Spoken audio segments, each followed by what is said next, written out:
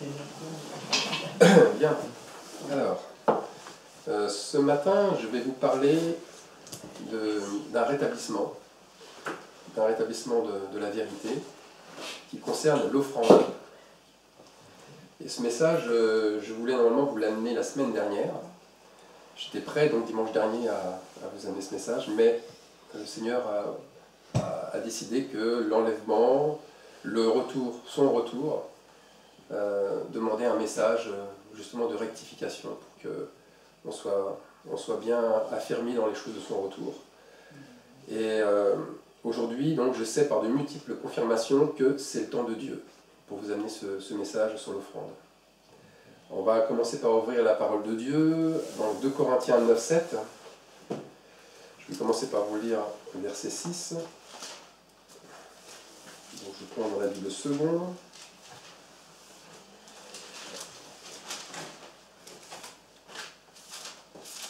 Alors, dans la Bible seconde, sachez-le, celui qui sème peu, moissonnera peu, et celui qui sème abondamment, moissonnera abondamment.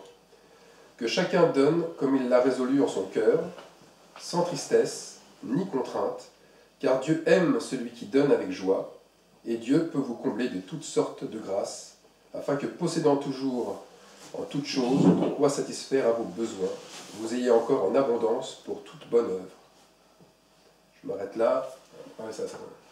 Le verset continue. Ce qui nous intéresse ici, c'est le fait de donner avec son cœur, sans contrainte ni tristesse. Donc je reprends ce passage en disant que dans l'Église de Jésus-Christ, il y a plusieurs besoins.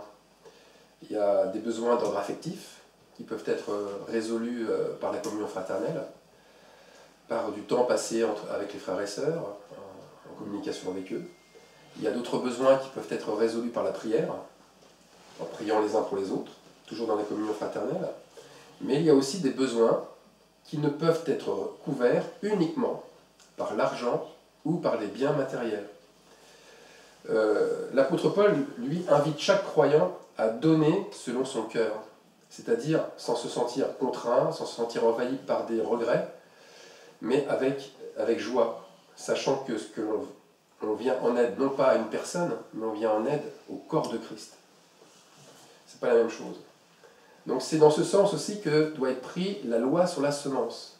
Vous avez vu juste au verset 6, je le répète, j'ai commencé par vous dire, sachez-le, celui qui sème peu moissonnera peu, et celui qui sème abondamment moissonnera abondamment. Là on peut lier en fait la semence avec l'offrande.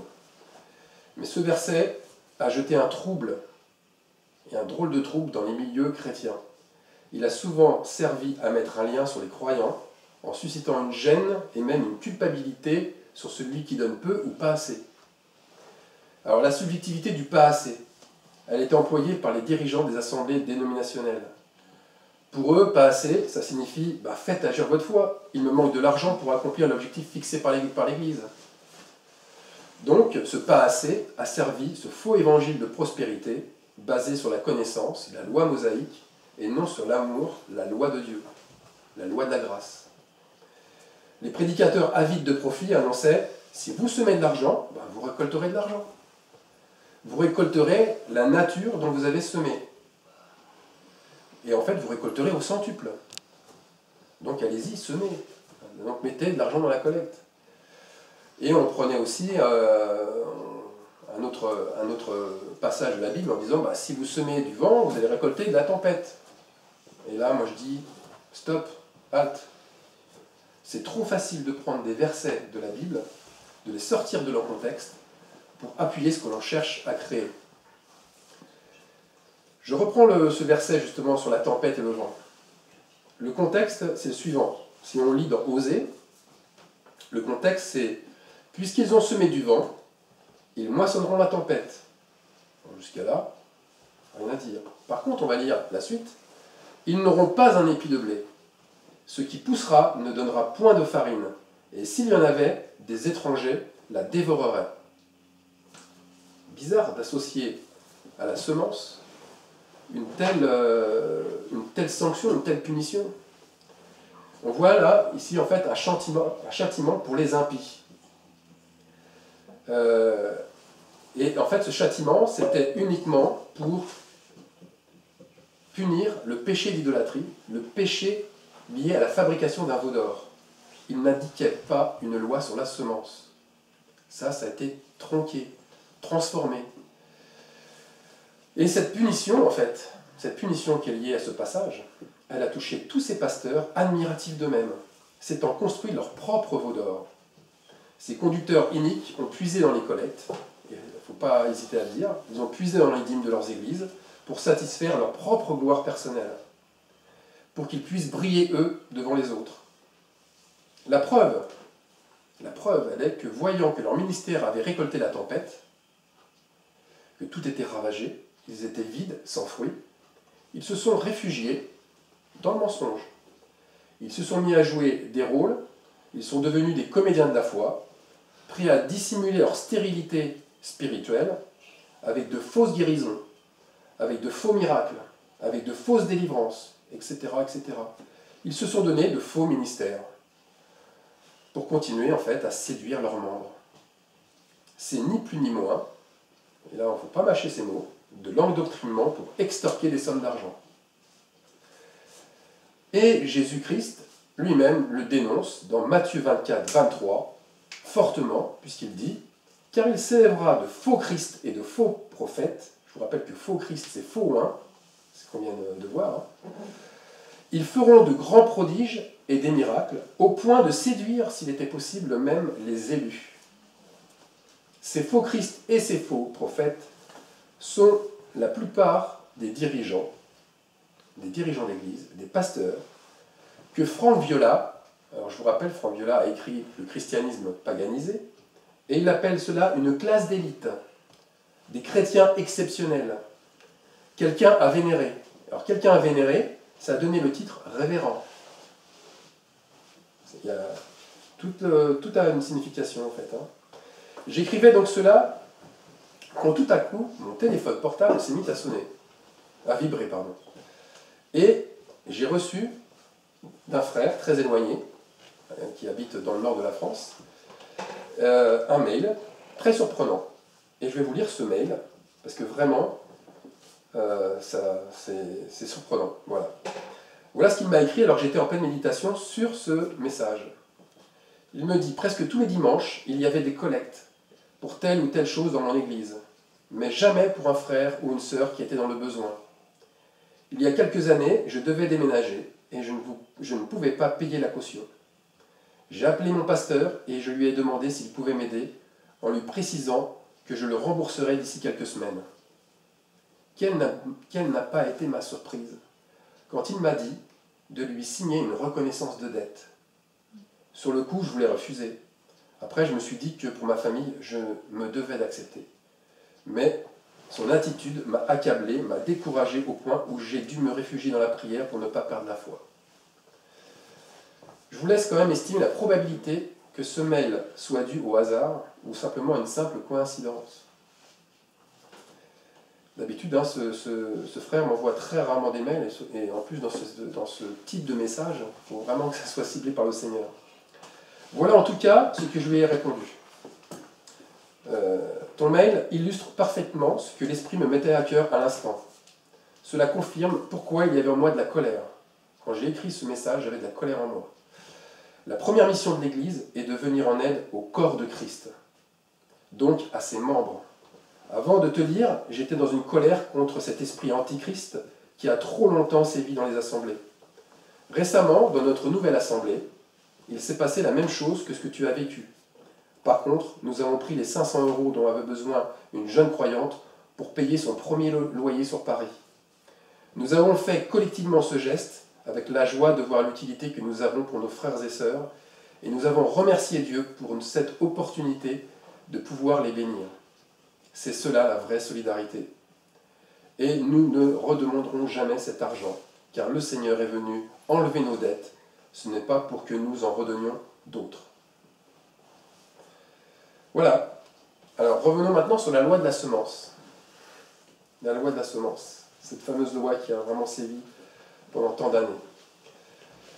Cette loi de la semence, c'est de la pensée positive pour motiver des commerciaux. ce n'est pas pour des croyants en Jésus-Christ. Et ça, faut l'affirmer, il faut le dire, c'est important. Et je dirais même plus, honte à ceux qui ont fait cela. L'opprobre est sur eux, et elle les tourmentera. Et même elle les tourmente aujourd'hui, elle les tourmentera encore demain. Jésus n'a jamais dit cela. Il montrait, lui, qu'un cœur rempli d'amour sème des actes d'amour. Qu'il soit fait avec de l'argent ou avec autre chose, peu importe.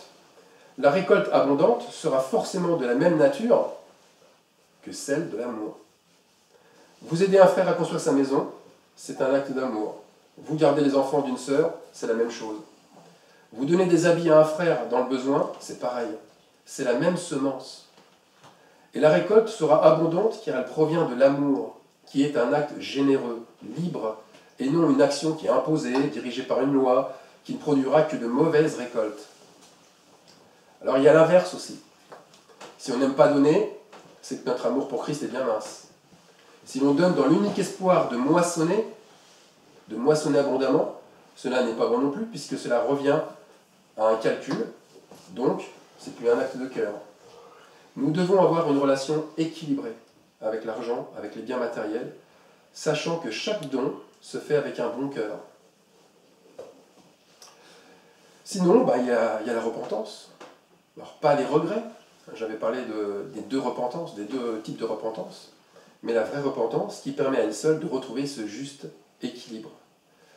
Et là, je veux rappeler quand même ce qu'est un cœur qui n'est pas régénéré par le Saint-Esprit.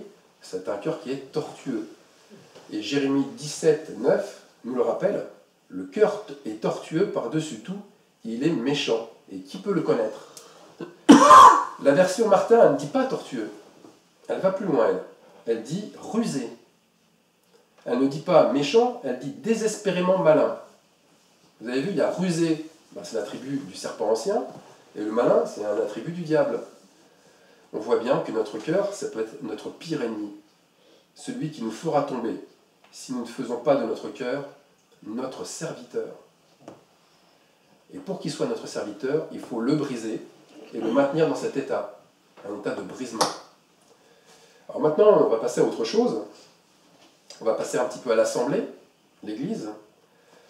Et il est bon, dans l'assemblée, de faire part des besoins de ses membres. L'argent qui est disponible par les offrandes doit être alors géré bibliquement. Une gestion biblique, ça passe par les anciens. Alors, qui sont ces anciens? Là aussi, Acte 6.3 nous dit comment gérer, comment nommer ces anciens. C'est pourquoi, frères, choisissez parmi vous 7 hommes de qui l'on rende un bon témoignage, qui soient pleins d'esprit saint et de sagesse, et que nous chargerons de cet emploi. Donc 2 mots-clés importants, l'Esprit Saint et la sagesse. Alors ces deux choses en fait sont visibles chez le croyant. Ce n'est pas quelque chose de spirituel comme ça, on le voit vraiment. Ce sont des caractères. Et Jacques 3,17 nous dit ce que c'est que cette sagesse. Cette sagesse, en fait, elle vient d'en haut, ce n'est pas la sagesse du monde. Et elle est premièrement pure, ensuite elle est pacifique, modérée, conciliante, pleine de miséricorde. Elle est pleine de bons fruits, elle est exempte de duplicité et d'hypocrisie.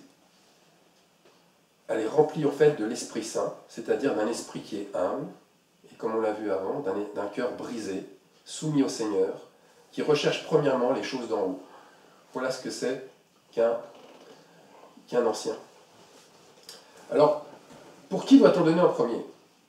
Là aussi, il faut rétablir les choses. On donne à qui en premier?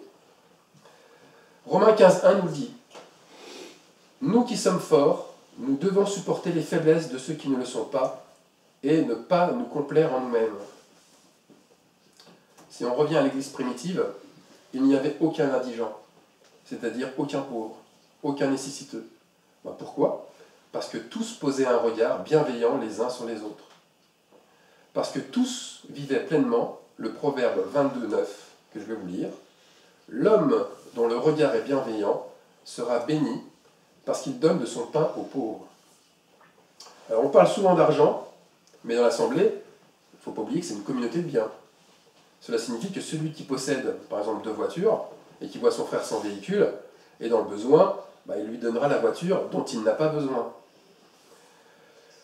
Et nul ne disait que ces biens lui appartenaient en propre, mais que tout était commun entre eux. On lit ça dans les Actes aussi des Apôtres. C'est parce que chacun était dans un état de cœur disponible, prêt à prêter, à donner ses biens pour l'autre. La preuve, c'est qu'on faisait des distributions à chacun selon qui en avait besoin. Et les premiers disciples exerçaient ce qu'on essaye de mettre derrière ce mot aujourd'hui, qui est tant galvaudé, derrière ce mot qui s'appelle la solidarité. Alors la solidarité aujourd'hui, c'est quoi? C'est une solidarité sociale qui est devenue légaliste. Certains Français sont prélevés d'un impôt solidarité sur la fortune, ça fait un peu sourire. Autrefois, on payait aussi une vignette automobile qui servait à la caisse de solidarité des retraités qui étaient démunis. Et maintenant, on a une autre forme de solidarité aujourd'hui qui s'est développée de manière prodigieuse, puisqu'on a plusieurs milliers d'associations qui ont été créées pour ça, qui s'appelle en fait la solidarité humanitaire. Alors là, on est rentré dans un autre type donc d'aide, mais ne nous leurrons pas, cette sorte d'aide sert surtout à deux choses. La première, à ceux qui n'en ont pas besoin, car beaucoup ont compris comment profiter d'un système. Et deuxièmement, cela sert aussi à soigner sa propre image, à se déculpabiliser. On pense que ce don, ou plutôt cet acte religieux, effacera les mauvaises actions. C'est triste à dire, mais c'est vrai. Mais on ne se dédouane pas avec le Seigneur. On confesse ses fautes avec un cœur contrit et brisé. Ce n'est pas la même chose. Ensuite, seulement ensuite, l'argent sert à d'autres missions. Une fois qu'on a donné, en fait, des priorités, on donne à d'autres choses. Et je le rappelle, la première mission, la première priorité, c'est le corps de Christ. Ce n'est pas un bâtiment, c'est des âmes. Alors voilà le vrai commandement du Seigneur. Le vrai commandement du Seigneur, c'est de proclamer haut et fort: le Seigneur bénira l'Église dans ses missions extérieures, si et seulement si elle prend soin des siens en premier. Pourquoi en fait il y a l'apostasie aujourd'hui dans toutes les églises?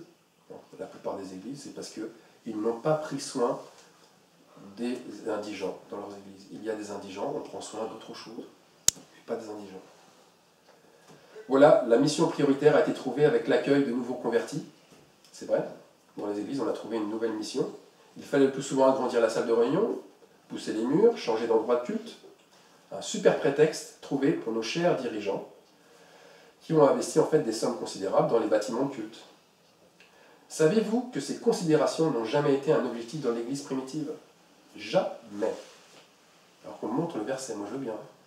Les témoignages de cette époque, il y a eu des témoignages, elles montrent que des disciples ont détruit les murs de leur propre chambre pour en faire de grandes pièces, pour accueillir plus de monde. Et on lit ça, là aussi, dans le livre de Franck Viola sur le christianisme paganisé, chapitre 3, qui se nomme Le bâtiment d'église. Je vous lis quelques lignes. Pendant les 3 premiers siècles, les chrétiens n'ont adopté aucun bâtiment particulier. Comme le dit un érudit, le christianisme qui a conduit l'Empire romain était essentiellement un mouvement concentré dans les maisons. Certains ont argumenté du fait que ce n'était pas la force des choses, mais ce n'est pas vrai. C'était un choix conscient de leur part. Donc on voit bien que c'est Constantin qui décida de construire des cathédrales et des lieux propres aux chrétiens. L'empereur Constantin a, à partir du IVe siècle, fait rentrer le paganisme dans la foi chrétienne. Et on lit ça aussi dans le livre de notre frère Franck Viola. Après le voyage d'Héléna vers Jérusalem en 327, Constantin érigea les premiers bâtiments d'église dans tout l'Empire romain. Il imita les païens en construisant des temples en l'honneur de Dieu. Voilà où est la référence. Pas du tout dans la Bible. Alors moi je vais plus loin. J'affirme qu'il a par son zèle ardent de construction religieuse contribué à casser la communion fraternelle. Parce qu'on ne le donnait pas pour les frères, on l'a donné pour un bâtiment, pour de la pierre. Les dons, les offrandes, les dîmes sont devenus même un impôt d'État. L'impôt du clergé. On a tous appris ça. Hein. Donc, quand j'ai appris ce qui se passait au Moyen-Âge, la première chose, il y a un impôt pour le clergé. Il y a une dîme. Et ça a servi donc la pierre plus que les âmes. N'oublions pas que c'est le statut du pasteur, de l'évêque avec un grand E, évêque avec un grand E, qui a changé la communion fraternelle en mettant un homme au-dessus des autres, qui est plus qualifié, plus expert, plus professionnel. Parce que c'est devenu un professionnel, c'est devenu un salarié. Mais tous les apôtres étaient des amateurs. Si on lit les actes des apôtres, ils étaient tous des amateurs.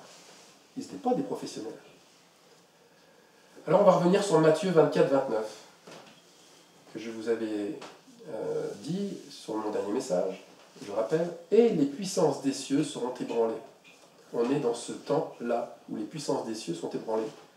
Et c'est le deuxième être vivant d'Apocalypse 4, verset 7, qui ressemble à un bœuf qui fut ébranlé. Ébranlé, c'est mis à terre. Et je vous rappelle, la force, elle est liée au bœuf. Et la force de l'Église, il n'y en a plus aujourd'hui. L'Église est faible, elle est complètement affaiblie, elle est effondrée, et à cause de la montée en puissance de ses dirigeants. Le clergé, qui a mis une hiérarchie injuste dans l'Église, en se différenciant des laïcs. Donc, si on revient à l'Ancien Testament, cette communion fraternelle est représentée dans le temple par une table, par des pains de proposition, et aujourd'hui ces pains de proposition sont beaucoup plus gros, plus volumineux que les autres. Ils sont remplis de levain, ils sont remplis d'hypocrisie, de religiosité, et il est clair qu'à ce moment-là, on peut dire Jésus n'est plus le seul objet d'adoration. Il n'est plus dans son temple. Alors attention, attention, ce levain de l'hypocrisie peut toucher n'importe qui, pas seulement des pasteurs, pas seulement des dirigeants. Ne croyez pas que vous êtes épargné parce que vous êtes une simple brebis. Paul, l'apôtre, montrait, lui, une vraie humilité, en se donnant les moyens de n'être à charge de personne. Et on lit ça dans 2 Corinthiens 11, versets 8 à 9. Voilà ce qu'il dit. Il emploie des mots forts. Hein. « J'ai dépouillé d'autres églises en recevant d'elles un salaire pour vous servir. Et lorsque j'étais chez vous, chez vous c'est chez les Corinthiens, hein, et que je me suis trouvé dans le besoin, je n'ai été à charge de personne, car les frères venus de Macédoine ont pourvu à ce qui me manquait.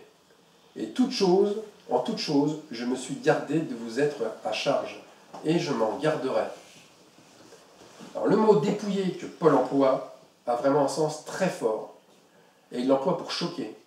Il veut choquer les Corinthiens. Il veut leur faire prendre conscience que l'on ne doit pas abuser des donateurs. Ils ne sont pas les vaches à lait des apôtres. Et que ces croyants qui se sont dépouillés se sont plus que sacrifiés pour les Corinthiens. Parce que là, il dit en fait que les Corinthiens ne méritaient pas ce sacrifice. C'est ça qu'il veut dire. Et les autres se sont dépouillés, mais vraiment, dépouillés, c'est... On n'a plus rien, hein. On a tout mis pour que Paul puisse faire ce voyage.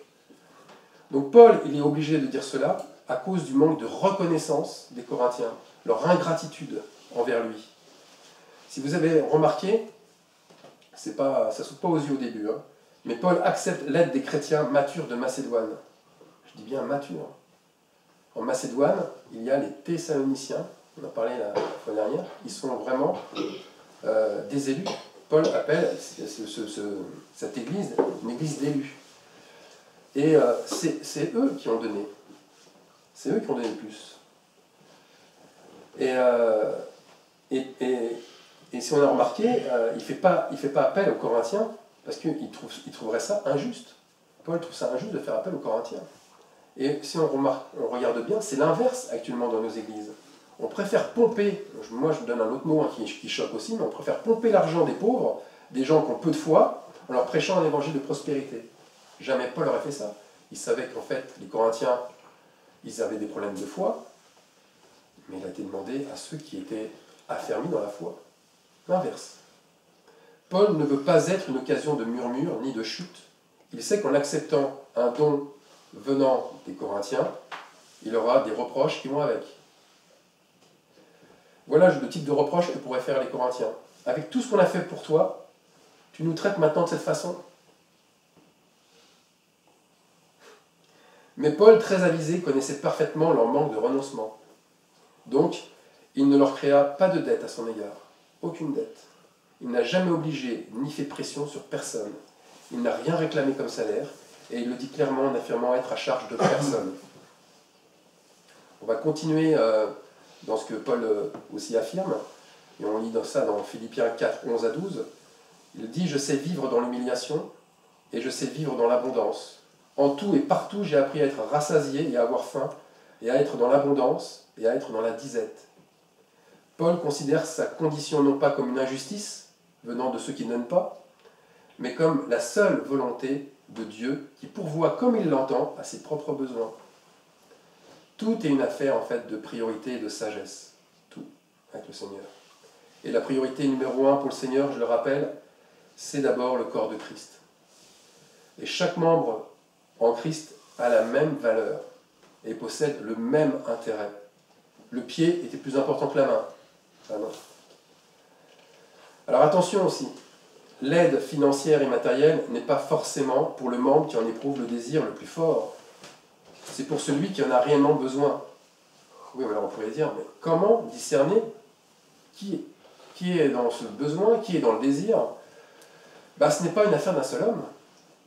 Ce n'est pas une affaire d'un dirigeant ou d'un pasteur, mais c'est bien une affaire d'un groupe de dirigeants. Il faut revenir à ce que dit la Bible. C'est un groupe d'anciens qui décident ensemble de la répartition, avec un groupe d'anciens qui possèdent l'Esprit Saint et la sagesse, comme on l'a vu avant. Parce qu'il faut de la sagesse pour définir qui sont ceux dans un besoin, qui sont ceux qui sont dans un besoin réel, pour les aider à devenir autonomes, et ceux qui préfèrent en fait contre une aide, mais qui préfèrent se conforter dans l'assistanat. Donc il faut faire cette différence entre les deux. L'offrande doit servir avant tout à rendre des disciples comme Paul, des disciples à charge de personne. Des disciples qui sont dans la joie lorsqu'ils sont dans la disette, et qui sont dans la joie lorsqu'ils sont dans l'abondance. Et des disciples qui ne portent pas de jugement sur les dons qu'ils donnent ou sur les dons qu'ils reçoivent des uns ou des autres. L'apôtre Paul connaissait cela. Il recevait des dons des autres assemblées et cela ne lui posait aucun problème. Celles qui pouvaient donner, donnaient, celles qui ne pouvaient pas donner, donnaient pas. Pour lui, où est le problème? En tous les cas, il n'y en avait jamais pour lui. Mais il y en avait, sans doute, dans ceux qui voyaient une injustice, qui auraient préféré une loi, une obligation, un devoir religieux. Mais là aussi, est-ce que ce n'est pas leur cœur trop dur qui se sont montrés? Est-ce que ce n'est pas un cœur trop dur qui a montré qu'en fait, devant des disciples accomplis, généreux et bienveillants, non, ils voulaient plutôt une obligation, une loi. Aussi, moi, je vous encourage, frères et sœurs, vous qui êtes remplis, à être remplis de l'humilité du Seigneur, de cette vraie humilité qui vient de Dieu, pour manifester cet ordre qui est juste dans son Église. Nous sommes dans cette dernière génération. La dernière génération qui est témoin de l'enlèvement. Et nous devons tout faire pour proclamer, pour dire, pour manifester, pour vivre la justice, sa justice, ce qui est vrai, ce qui est juste, ce qui est digne de louange. Nous avons été choisis. Il ne faut pas lésiner sur les mots. Si on reçoit cela, c'est qu'on a été choisis. Et même ceux qui m'entendent là sur la vidéo, et qui ont le cœur qui brûle en entendant cela, c'est que vous avez été choisis. Donc, vous devez rétablir les puissances des cieux qui ont été ébranlées.